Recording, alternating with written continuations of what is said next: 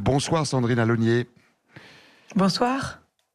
Vous êtes porte-parole du groupe Vous Financez, une des sociétés référentes de courtiers en crédit immobilier en France.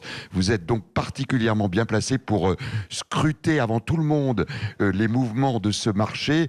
Nos confrères des Échos signalaient cette semaine que le marché de l'immobilier, dès le 11 mai, avait plus que frémi. Il reprenait un rythme de croisière extrêmement rapide. Vous confirmez que les transactions sont déjà là ?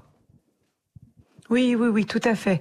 Déjà pendant le confinement, on a vu que l'intérêt pour l'immobilier était toujours très présent chez les Français. On sait qu'ils ont continué à faire des calculs d'enveloppe, savoir combien ils pouvaient emprunter. Donc on a quand même senti, même si le marché était sur pause, que l'intérêt était là. Et en fait, le marché s'est réveillé d'un coup.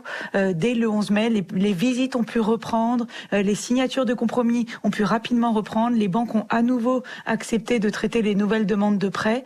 Et du coup, on a eu un effet rattrapage finalement de ces 2 mois de pause, comme si on avait même une accélération pour rattraper le temps perdu.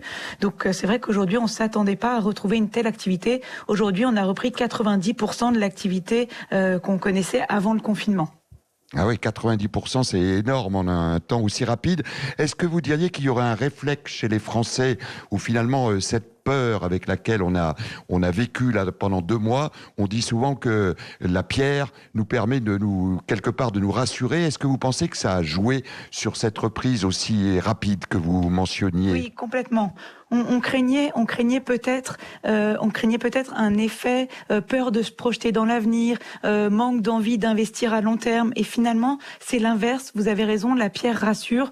On a en plus constaté durant le confinement une volatilité extrême de la bourse. Et finalement, aujourd'hui, l'immobilier apparaît comme une valeur refuge, mais également un outil de bien-être, puisque c'est ce qui s'est passé pendant ce confinement. On s'est rendu compte que on s'est recentré sur le foyer et finalement avoir un toit dans lequel on se sent bien, c'est essentiel. Et c'est ça qui a aussi généré sûrement de nouveaux besoins, de nouvelles envies chez les Français qui ont passé 2 mois chez eux. Et du coup, là, dès le sortir du confinement, ils ont eu cette envie d'investir dans l'immobilier, surtout pour se loger et pour être mieux chez eux. Donc on a eu cet effet vraiment refuge de la pierre. Refuge de la pierre, dites-vous, Sandrine Alonier.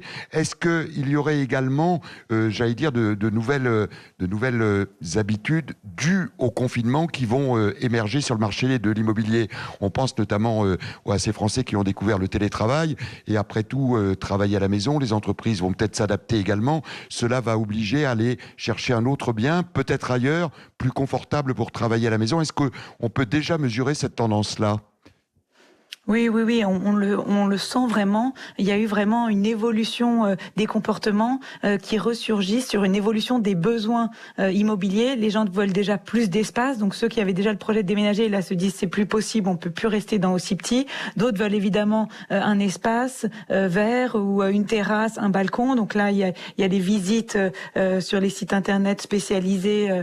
Dès qu'il y avait espace vert, ça fait plus 40, plus 50, plus 70%. Évidemment, l'envie d'habiter dans une maison, de changer de région.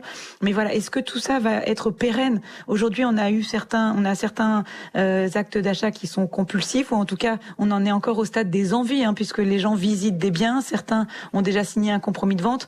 Mais après, est-ce que tout ça va pouvoir se réaliser ? Voilà, est-ce que finalement tout ça ne va pas un peu trop vite ? Parce qu'il va y avoir 2 freins. Un, est-ce que le télétravail va vraiment être pérenne ? Est-ce que les entreprises vont accepter que les gens ne viennent que 2 ou 3 jours par semaine ? Ça, aujourd'hui, c'est encore trop tôt pour le dire. Et 2, attention, c'est bien d'avoir des projets, des envies, mais derrière, il faut que les crédits soient financés. 80% des gens qui achètent le font avec un crédit immobilier. Et il faut pas oublier que même si on est tous dans l'euphorie du déconfinement, on a quand même peut-être une crise économique qui se profile. Et du coup, il va falloir voir si cette envie qu'on constate peut vraiment se concrétiser dans les faits et si les banques suivent. C'est vraiment ça aujourd'hui la clé de la vraie reprise du marché immobilier. Oui, c'est la question que je voulais vous poser parce qu'on évoquait le côté refuge de la valeur pierre, mais il y a aussi le côté crainte dans l'avenir avec les plans sociaux qui vont arriver dans le monde de l'automobile, dans le monde des médias, on vient de le vivre, dans le monde de l'habillement également. Et cette peur-là, elle risque de faire retomber le marché et d'avoir des conséquences très lourdes également. Voilà, c'est vrai que là aujourd'hui on est encore dans l'euphorie, mais il faut déjà anticiper l'après. Hein. Là, l'économie est encore sous perfusion, mais quand elle devra reprendre seule, c'est là que vraiment les banques vont devoir jouer leur rôle de financeurs, si je puis dire, de l'économie, mais elles doivent aussi maîtriser les risques. Donc aujourd'hui, on a de nouveau des demandes de prêts qui reviennent. Les banques traitent évidemment tous les dossiers de prêts. Donc les banques sont là. Hein. On n'est pas du tout dans une crise bancaire, on est dans une crise sanitaire. Ça, c'est la grosse différence par rapport à 2008 ou 2012 qui avait vu le marché immobilier s'effondrer. Là, les banques acceptent de prêter, mais elles le font évidemment avec une plus grande prudence. Elles vont être attentives aux revenus de l'emprunteur. Est-ce que ces revenus vont être pérennes, mais également au secteur d'activité dans lequel ils travaillent. Et ça, c'est nouveau.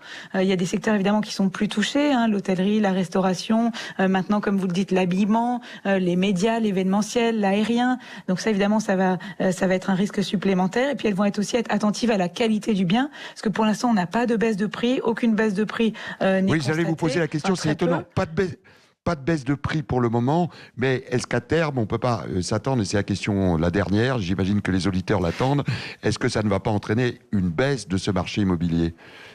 Alors pour l'instant non, puisque comme les acheteurs sont là, on a de nouveau plus d'acheteurs que de vendeurs, puisqu'on n'a pas cet attentisme. Hein, donc pour l'instant, et on a peut-être des vendeurs qui se disent bon bah est-ce que je vends maintenant ou est-ce que j'attends ? Du coup, on a plus d'acheteurs que de vendeurs, et dans ces cas-là, les prix restent très tendus, notamment dans les grandes villes évidemment, mais également voilà sur des biens comme des maisons.